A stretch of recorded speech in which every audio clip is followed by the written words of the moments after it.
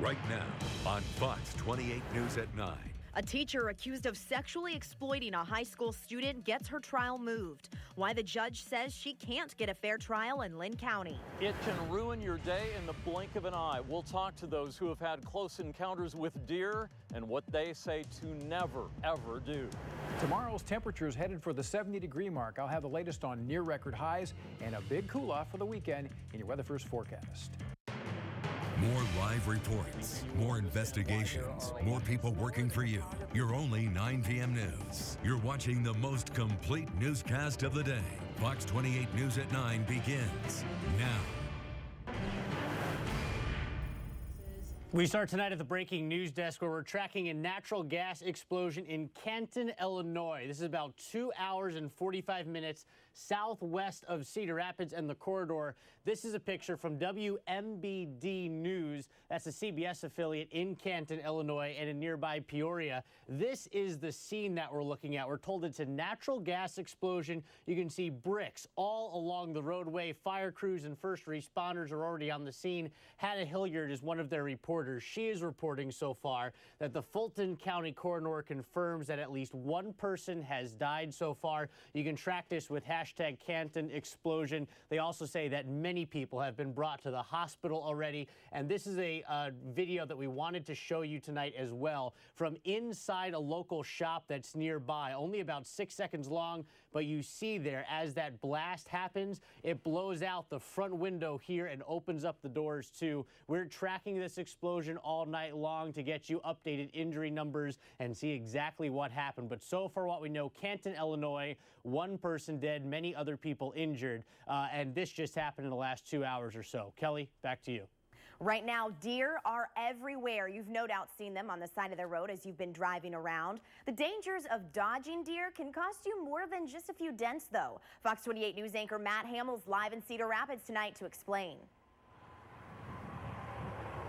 Kelly, Iowa now ranks 4th in terms of car-deer collisions, and sometimes the drivers in those vehicles die in those collisions. Can happen anywhere, any time of day or night. The question is whether drivers are prepared when it does. A warning, some of the video you're about to see is a little graphic.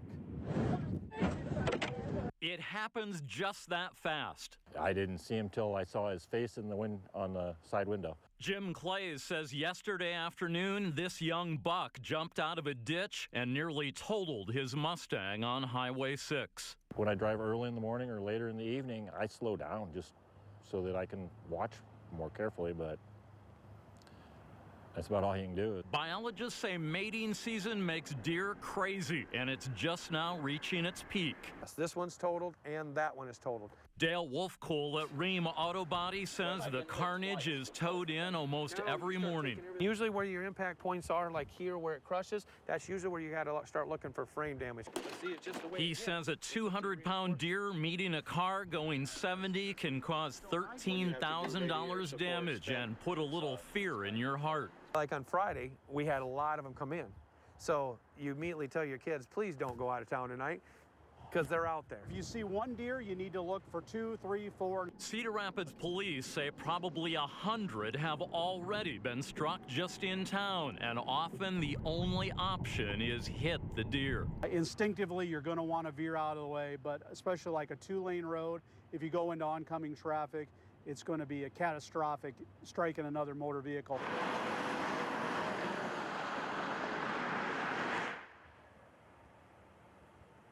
Back live now along the Marion Bypass. Really anywhere you find woods or water, you are likely to find deer. And the biologists say that the rut or the mating season will last into January.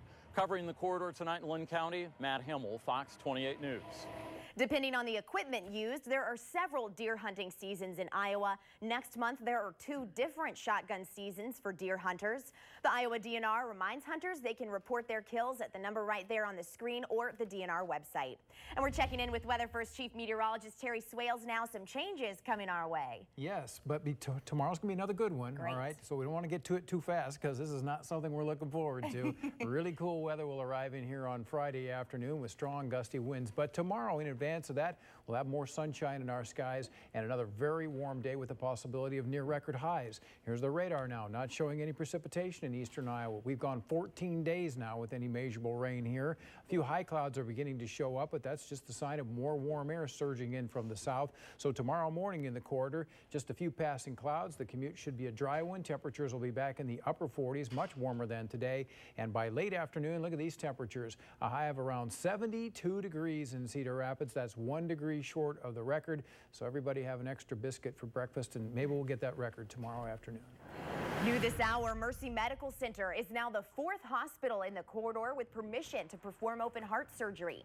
Mercy tells Fox 28 News that state regulators gave Mercy final approval to offer the new services and purchase new equipment. Unity Point, St. Luke's, and Cedar Rapids, Mercy Iowa City, and University of Iowa Hospital and Clinics already perform open heart procedures. The Gazette reports both St. Luke's and UIHC opposed this week's decision, claiming that Eastern Iowa's need for the procedure was already met. A former teacher accused of sexually exploiting one of her students will not be tried here in Lynn County. Fox 28 News anchor Karen Fuller joins us now to explain why a judge agreed to this request from the defense. Well, attorneys representing Mary Beth Haglund said the media exposure made it impossible for her to get a fair trial. But that's not the reason she'll now be tried in Tama County. You'll recall Haglund faces a felony count of sexual exploitation by a school employee. It allegedly happened at Washington High School in Cedar Rapids, where Haglund worked as a substitute. Since the accusations were made, prosecutors elevated the charge against her after they say she violated a no-contact order and appeared on the Dr. Phil show talking about the case. But it is the sudden retirement of longtime Washington principal Dr. Ralph Plagman that Judge Kevin McKeever says forced him to move the trial. His retirement came amid a district investigation into his handling of the allegation against Haglund. Haglund is due in court next week for a pretrial hearing. Developing right now, after weeks of investigation, a Minnesota police officer is now charged for the shooting death of a black man during a traffic stop. Fox 28 News reporter Kevin Barry is tracking tonight's developments from the breaking news desk. Kevin. Kelly, tonight that Minnesota police officer is charged with second-degree manslaughter for the July 6th incident that was streamed live on Facebook Live, at least the ending part of it, after Philando Castile had already been shot nearly 7 times. It started a big dialogue all across the United States about the role of social media in the way that police form community relations with the people who they are forced to protect. Now, an interesting kind of nugget to this story as well is that Philando Castile and the officer who shot him, his last name is Yanez, actually had a run-in together before, or at least they'd interacted together before. Castile had been booked on a previous charge years earlier, and Officer Yanez was the officer who booked him into the jail system. So they had interacted before. Whether or not they recognized each other during this strained encounter, nobody knows yet. But now we do know the charge is second-degree manslaughter, and this had happened over in the middle of the summer. Those charges coming out now. So we're going to continue to track this story as well as that develops in the coming weeks and months. Kelly, back to you.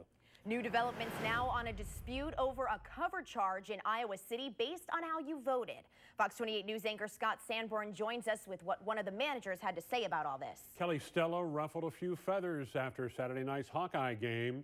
Fox 28 News talked to one man who was shocked to see the posted cover charge was double for people who voted for Donald Trump. But the man who said he was working the door that night tells Fox 28 News the cover charge for each person was determined not only by who they voted for, but what football team they rooted for, as a joke. He says if customers pushed back, he would let them in at the minimum charge. My employees shouldn't feel threatened. I got a lot of great employees.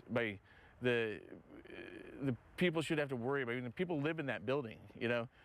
They shouldn't have to worry. It was meant for humor, and somebody didn't find it that humorous, and it got out of hand. The man didn't want us to give out his name because he says they've gotten calls from people threatening to burn down the restaurant. New tonight, demonstrators gathered in downtown Cedar Rapids. The group, Positive Words Actions, held this event in support of Muslim Americans, immigrants, and racial minorities.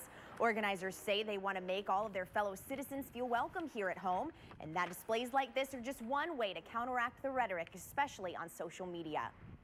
Today, House Republicans here in Iowa re-elected Linda Upmeyer as Speaker of the House. Fox 28 News State House reporter Steffi Lee sat down with Speaker Upmeyer to discuss Republicans' plans for the upcoming legislative year. With 11 new members and a 59-seat majority, House Speaker Linda Upmeyer says it's time to get back to work, listening to voters about the changes they want to see. The seats are still empty inside House chambers right now, but Iowa's House Republicans are getting ready for the 2017 legislative session behind the scenes. We're focusing on the things that we've done well. We also have to focus on the things that are where there's opportunities for changes. While House Speaker Linda Upmeyer didn't provide reporters with specifics on what changes Iowans can expect, one issue that may come up is income tax policy. When going to study that topic, I don't know where we'll land yet. Upmeyer says lawmakers are still studying the state budget and their priority is efficiency. Many times we have looked at the opportunity to try and see where there's duplication. Where is there a program that maybe that particular program is now being eclipsed by the success of another program? As unions start negotiating contracts, the fate of collective bargaining in the state is also up in the air. I'm sure we'll have discussions about that simply because of the year. So we'll see where that goes. With advocates also pushing for more expanded medical marijuana laws, lawmakers proposed a partnership last session where Iowans would drive to Minnesota to get cannabidiol, but that never passed. What we've learned is that the growers in Minnesota lost $3 million last year. So this is genuinely a conversation of how you would create an environment where something could be sustained without taxpayer dollars. Now we're only less than 2 months before we start to see what bills get proposed in both chambers. The legislative session starts on January 9th. In Des Moines, Steffi Lee reporting. Next on the Fox 28 News at 9. And noticed that the flames and the smoke was coming right out of the front panel. How this common household appliance caught on fire and tips for where to check yours to make sure it doesn't happen to you. And we do have a traffic alert for you. There has been a crash on Highway 1 and Naples Avenue down near Iowa City. There have been injuries reported with this incident as well, and officials are en route. We'll keep you updated as information comes along. We'll be right back here on Fox 28 in just a bit.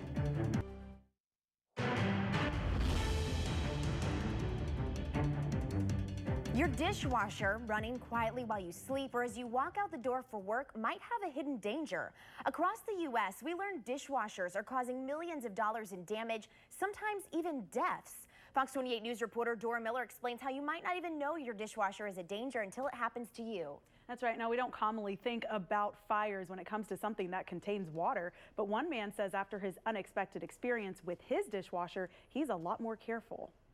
There are a number of appliances in your home that you use every single day. Dr. Mark Shannon found out that not all of them are as harmless as they look. I was sitting in the chair right behind you in the living room, and my oldest daughter at the time, Audrey, came in and she says, "Dad, there's a fire in the kitchen." Shannon was sure it was nothing until I just came around this way, came through the living room, and the second that I got to about this point, I looked up and noticed that that the flames and the smoke was coming right out of the front panel. There is smoke coming out of the dishwasher, and I just saw a flame. Camera rolling. Shannon caught the entire thing. I mean, it's smoking. Are you seeing this? Let me just hit the switch. Opened it up, and it was black. There was smoke all on the inside. He says he had no idea this could happen. It was not even on my radar. Mike Corrigan is an appliance service manager with ABC Home and Commercial Services. He sees dozens of dishwasher-related calls, and he says the risk comes from two main problems. This is your control board. This is where you have 90% of your problems. This here will get hot and start to overheat, and then this melts and catches on fire. That's what happened to Shannon's dishwasher. All around the door panel. Look, see where this vent is? And on the side. Those control board issues generally turn into manufacturer recalls. According to the Consumer Product Safety Commission's website, more than 2 million dishwashers have been recalled since 2010. Major brands including Kenmore, Bosch, GE, and Maytag. Corrigan says the other common problem. The only way to know is actually to take it apart and look at it. is something you may never see. A lot of times what they do is they get these wire nuts here the incorrect size. And when these are incorrect, the wires inside of here will get loose and start to spark and arc. It's something not even an inspector would catch before you buy a home because they rarely take appliances apart. Corrigan's advice? Always have a professional install your dishwasher or any appliance. Check appliances regularly for recalls, especially if they were already installed when you moved in. And as tempting as it may be to start the wash cycle as you head out of the door. Don't do it. Shouldn't really run any appliances at all if you're not going to be home. Something Shannon and his family haven't done since. It's a good thing we didn't start it before we left. From that point forward, we have never used our dishwasher or our washer and dryer and then left the house. Simple changes that could potentially save your home and your life. The Cedar Rapids Fire Department says first and foremost, call the fire department if you believe there could be something wrong with your dishwasher. In the meantime, if you start to see smoke, turn off the power switch, and it's always a good idea to have that smoke detector running. And if you need to also keep the door closed to contain some of those flames because they tend to extinguish if they don't have oxygen. Now we have those tips and more on our website, Fox 28 News. Just ahead on the Fox 28 News at 9. They think of Silicon Valley or New York City when they think of startups, but it's right here too. The effort to educate Eastern Iowans for the jobs that want to take root right here in the corridor. And temperatures at this hour around Kansas City are still nearly 70 degrees. That unseasonably mild air will be over us tomorrow afternoon. We have the possibility of seeing near record high temperatures. And then everything changes as much colder air arrives just in time for the weekend. We've got your full forecast right after this.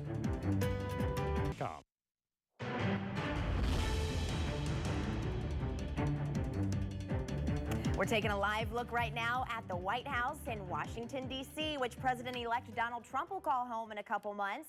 We'll have an update on efforts to build his administration in 7 minutes. First, I'm with Weather First Chief Meteorologist Terry Swales, and we better enjoy tomorrow's weather while it lasts. I would say so. You know, when we get up into the 70s this time of year, you're really doing something, and I suspect this will be the last 70-degree day we see in several months around eastern Iowa. So your advice is well taken. And I'll tell you what's going on right now, and it's not much around the upper Midwest. We've got the radar to show you here, and there is absolutely no rain around eastern Iowa or any portion of the upper Midwest. This is the 14th consecutive day now with no rain here in eastern Iowa. And that, combined with the mild temperatures we've been experiencing, has made for an amazing stretch of November weather. Now, we are starting to see a few high clouds come into the Midwest now. This is associated with a major storm system that'll come moving northeast out of Colorado in the next 24 hours. That will have a cold, wintry side to it to the west, while here in eastern Iowa, we'll experience the south winds and the mild temperatures. So tomorrow morning, early in the day, we may have a few scattered clouds around, but the temperatures will be very mild for this time of year. Our normal low now is back in the upper 20s, and we're looking at readings that'll be in the upper 40s. So the day gets off to a nice mild start here. The commute will be a good one, and by the time we all come home later in the day, temperatures should be pretty close to the upper 60s to lower 70s. So we've got fair skies, much warmer conditions out there tonight, then windy conditions tomorrow afternoon, but near record highs a possibility. And then beyond that, our front arrives, and sharply colder conditions are anticipated here for Friday afternoon and right on through the upcoming weekend. So tomorrow, we're on the warm side of the storm, and these are the record high temperatures for our major cities: 73 in Cedar Rapids, 75 in Iowa City, 74 in Waterloo, and 71 in Dubuque. And these are the forecast temperatures, so we may be just a little bit short of the records, but I do think in most areas we'll be a couple 3 degrees from reaching them, and that is a pretty impressive day for this time of year. So here's our storm that we're watching out here in Colorado tonight. We've got a warm front associated with that. That is building northward, and as the storm increases in intensity and heads up towards Minnesota, tomorrow we're going to be right in the warm sector here, and that's where all the 70s are expected to be found. But you can already see snow developing out to the west of us, and as that cold front comes off to the east and hits us on Friday afternoon, the snow should stay to the north, but the cold air associated with it will come surging in here on some strong northwest winds that could go over 40 miles an hour in some of the gusts. So we expect the front to actually come through pretty early in the day on Friday, and then the temperatures start to fall. So after a reading of 64 around 9 in the morning, by evening we're back in the mid-30s, and within 15 hours time our temperatures are expected to drop 32 degrees. And again, those winds will be stiff out there too, making it extra chilly, and this will be the coldest weekend here in eastern Iowa since way back on February 13th and 14th. So we have that to look forward to. In the north tonight, low temperatures around 44 to 46 degrees. We'll go for 45 in Dubuque and about 45 in Owine, New Hampton, 44. Further on to the south here, look at these mild temperatures for lows. Mid and upper 40s. We'll go for 48 in Iowa City and 46 in Tama, and just a few high clouds around. Then tomorrow in the north, temperatures look like they should be pretty close to 70 degrees in most areas. We'll go for 70 in Owine down to Waterloo over to Manchester, and about 69 in Dubuque. Further south, the winds will be brisk tomorrow, up to 30 miles an hour, so they will be a factor, but nothing wrong with these temperatures, right in there around 72 to 74 degrees. And here is your extended forecast. And our front arrives early on Friday, falling temperatures in the afternoon, just a slight chance for a shower. Then later Friday night, as temperatures go below freezing, there could be a few snow showers around, particularly in the north. Saturday looks like a blustery, cool day, 38 for the actual high temperature. And beyond that, we do start a little bit of a warming trend next week, but temperatures much more typical of what you'd expect to see at this time of year. So the party ends tomorrow. Weather First team coverage continues now with meteorologist Rebecca Kopelman taking a closer look at the first major winter storm of the season. Not just the first major storm, but the actual first winter storm of the season. And it's already leading to snow in parts of the United States, but it has a lot of that warm air out ahead of it.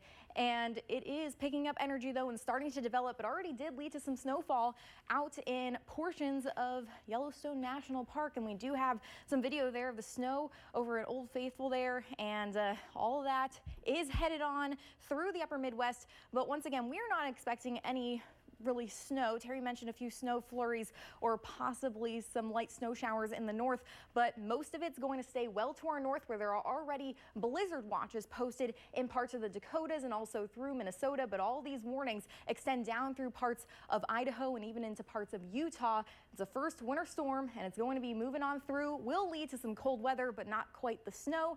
Our first inch of snow typically comes around December 1st. The earliest is October 18th, so we are lucky there, but winter is coming, so it is time to prepare, but we're just getting the cold for now. Kelly?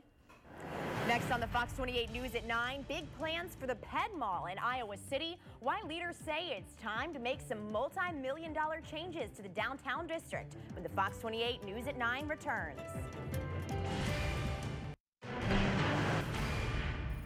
Welcome back to the Breaking News Desk. We've been tracking the Trump transition team for the better part of a week now, and what we're paying attention to tonight is the role that Jared Kushner is going to play in this. A very interesting backstory. He's Donald Trump's son-in-law. Jared Kushner is married to Ivanka Trump, and he's a wealthy real estate developer in his own right. He actually owns a building just a few blocks away from some of the Trump towers. He's Jewish, and he actually wrote a editorial piece defending Donald Trump a few months ago when he tweeted out some pictures that some people thought were anti-Semitic. But a very interesting part of Kushner's backstory has to do with Chris Christie, who's the former chair of the Trump transition team. He was slid aside and Mike Pence was put into that position just a few days ago. What happened was Jared Kushner's father is also a successful businessman who was put in jail for things like tax evasion and breaking campaign finance contribution law by then New Jersey state attorney Chris Christie. So what that means is they have a very storied past. Apparently Kushner is still sore about that issue. What we've been hearing, though, is that they've put it behind them for the betterment of the Trump campaign. So we're still waiting to see where both of them land. Tonight we're hearing that Kushner could land a top job within the new Trump administration heading into this building in just a few more weeks. We'll send it back to you, Kelly. A technology surge is happening right now in the corridor. Fox 28 News anchor Scott Sanborn joins us now with the changing workforce. Kelly, there are tech businesses taking root all across eastern Iowa, but ask anyone taking part in this mini Silicon Valley revolution, and they will tell you the same thing: help wanted. Now, Cedar Rapids-based Nuboco is trying to keep up with the growing tech demand by filling the gap in skills. They've launched Iowa's first adult coding boot camp where workers can learn modern skill sets in just a matter of weeks and be ready to program. They think of Silicon Valley or New York City when they think of startups, but it's right here too, and they're actively hiring. So we're hoping to be able to fill those positions and keep these startups moving in the right direction. Classes range from a one-day workshop all the way up to a 14-week program. If you're interested, NewBoCo hopes to start enrollment soon. For more information, check out our website, fox28iowa.com. Iowa City is now one step closer to updating an iconic area of the city. The City Council approved an agreement to upgrade facilities in the downtown Ped Mall. They hope to put up a permanent stage for live events, replace pavement, and improve the landscaping. There's also a lot of behind-the-scene infrastructure improvements on the city's to-do list. Although the final price tag will likely run into the millions, leaders tell Fox 28 News it's all about future growth. They hope to begin construction in the next couple years. Also in Iowa City, recycling is now coming to more residents. The City Council passed a multi-family mandate requiring landlords with more than 4 units to offer tenants recycling pickup. Leaders tell Fox 28 News that should open up recycling to more than 10,000 additional residents. And that translates to 1,700 tons of waste diverted away from the landfill. Next on the Fox 28 News at 9. I get it that it's Illinois, but I remind people it's on the road. The voice of the Hawkeyes warns fans not to rest easy after an improbable win against Michigan. What Iowa needs to watch for from the Illini when the Fox 28 News at 9 returns.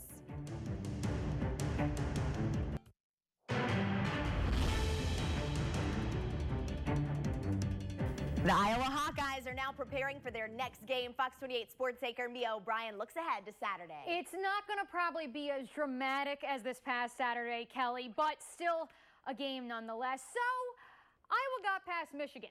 They got past the undefeated juggernaut after, mind you, hanging with number 7 Wisconsin 3 weeks prior. So 3-7 Illinois should be a cakewalk, right? Wrong, because this is Lovie Smith's Fighting Illini. Yes, the former Chicago Bears head coach, and though they got thumped by the same Badgers team last Saturday, Gary Dolphin believes that may inspire a steady Illinois defense to bounce back, just as the Hawks did against Michigan.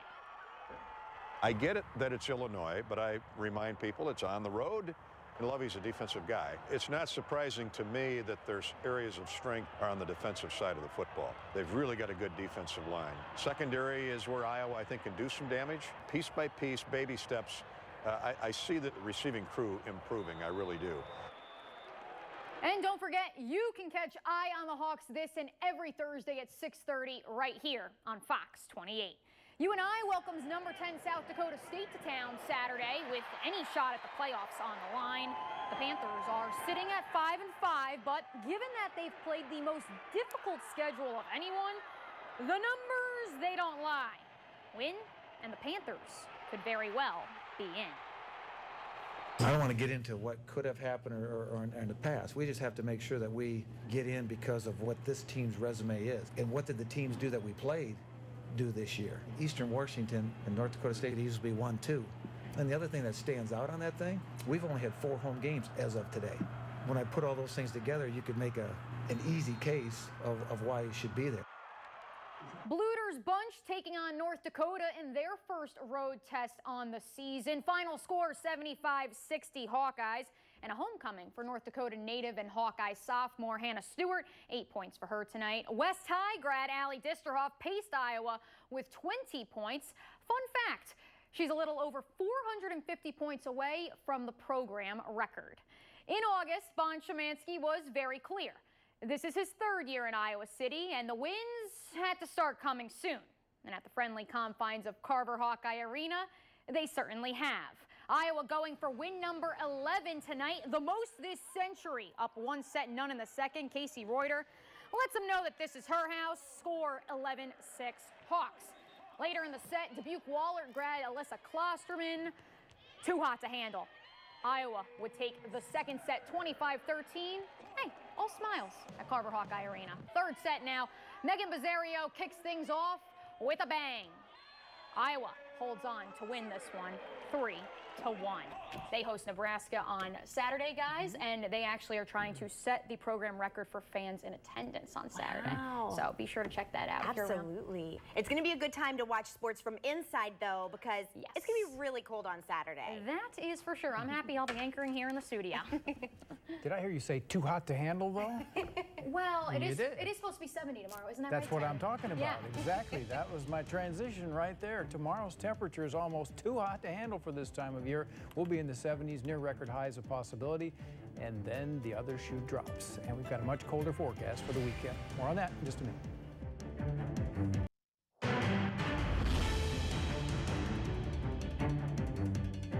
We're looking live tonight at the recently refurbished Capitol Dome in Washington, D.C. Inside Capitol Hill, they're getting ready for a new session of Congress come January. We'll update you on some leadership changes coming up in 5 minutes. For now, let's head to Weather First Chief Meteorologist Terry Swales, and it's going to be a great time to get outside and enjoy the day tomorrow. Yes, indeed. I'm expecting temperatures to be at near record levels here in eastern Iowa, and here's why. We've got a strong low pressure taking shape out here in the Plain States, and when these storms wrap out, winds ahead of them come in from the south. On the other side is where you got your north winds. So we're going to be in what's called the warm sector here, and that's why those temperatures will be so mild here in eastern Iowa. But eventually, that front is going to start working off to the east, and once it does so, we expect our temperatures to take a pretty good dive here on Friday afternoon. But again, tomorrow, we're still in the nice side of the storm, but eventually, as it heads up to Minnesota, there comes our front. Should be a dry frontal passage, but there will be snow in Minnesota, and that's where the cold air is. And once that front gets on by, those strong northwest winds will drive that into eastern Iowa later Friday and especially Friday night. But tomorrow, not much happening as we start the day. The commute around the corridor looks to be a dry one and a quiet one with temperatures pretty much 20 degrees above normal. That'll mean readings around 47 to 48 degrees at 7 o'clock in the morning. Now, going beyond the 7-day here, we take you to our 14-day outlook, and this runs us right on through the rest of November. And here's the normal line, starts at 46 and eventually gets down to 38 degrees. So here we are in the red here in a big way with temperatures up to 72 tomorrow afternoon, a good 30 degrees above normal in some spots. Then we get our front to come through, and over the weekend, temperatures hovering in the upper 30s to around 40. And you can see after that, while temperatures do average just a little bit above normal, no more of those 60s and 70s in the forecast for probably several months to come.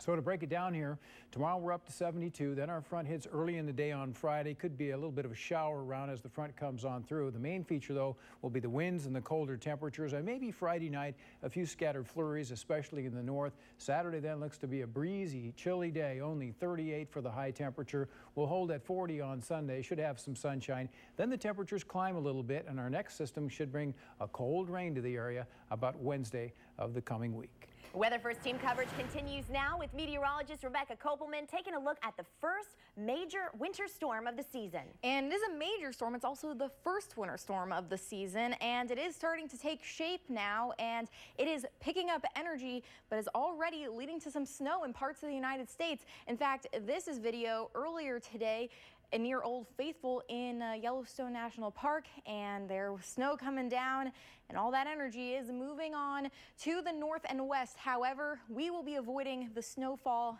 at least for this round. This is the first winter storm. It is going to be taking a path that won't lead to snow here. As Terry mentioned, there could be some flurries in the area, mainly north of Highway 20, but all these warnings and watches are in place through Minnesota, the Dakotas, and down into parts of Utah and Idaho, and that is really where the focus is going to be for snow. But it will be bringing us the cold as we head into this weekend. Typically, though, if you're wondering, we average our first inch of snow on December 1st, the earliest October 18th, so we've definitely gotten lucky this year, but winter is coming. Kelly? Next on the Fox 28 News at 9. It's kind of hard to get everybody to stop. Some of the unique efforts here in Iowa to get over the stressful feelings of a bitter election cycle when the Fox 28 News at 9 returns.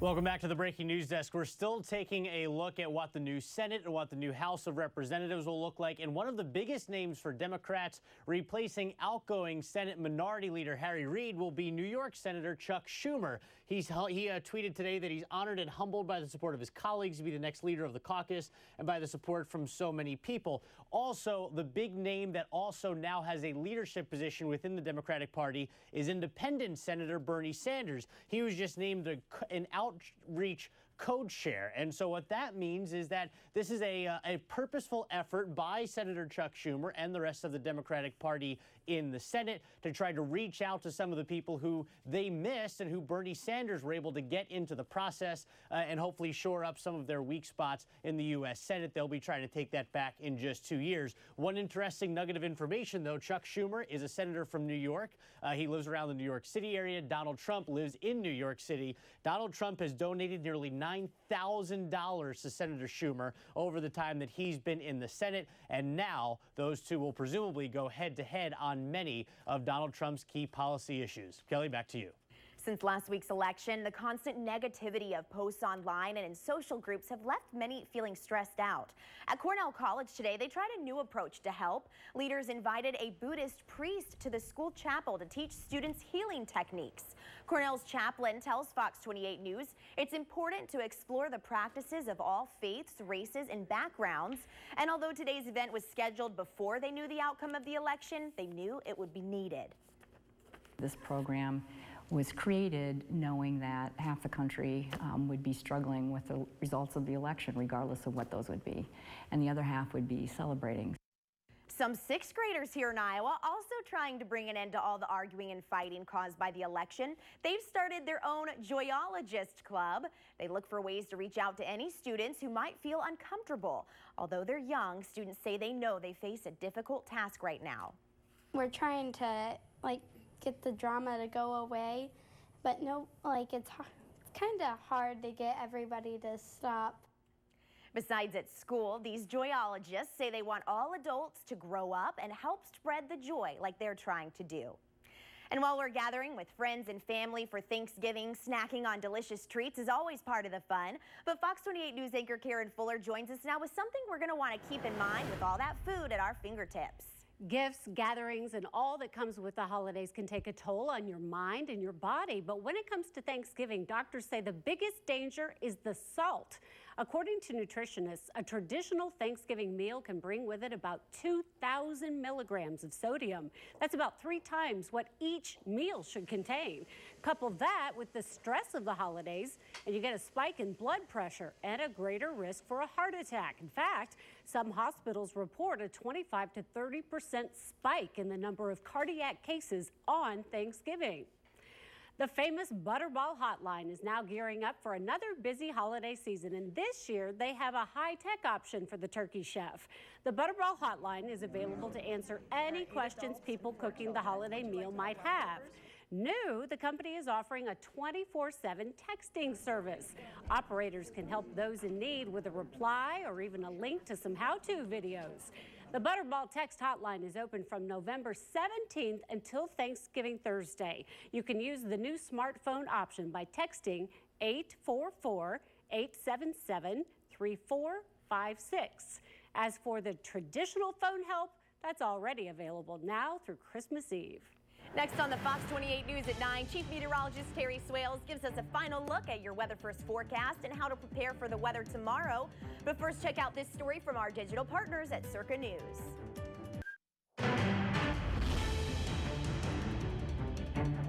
We're looking forward to one more beautiful day before that cold finally hits us. That is right. We are expecting a high of 72 tomorrow. The record is 73 degrees. So, Kelly, I want you to get up and huff and puff tomorrow morning so we can get that extra degree in there. But right now, I'm going for 72. Should be a really nice day. A little breezy, but warm for sure. All right. Thank you. Everyone, enjoy that great weather tomorrow. And thanks for watching Fox 28 News at 9. Have a great night.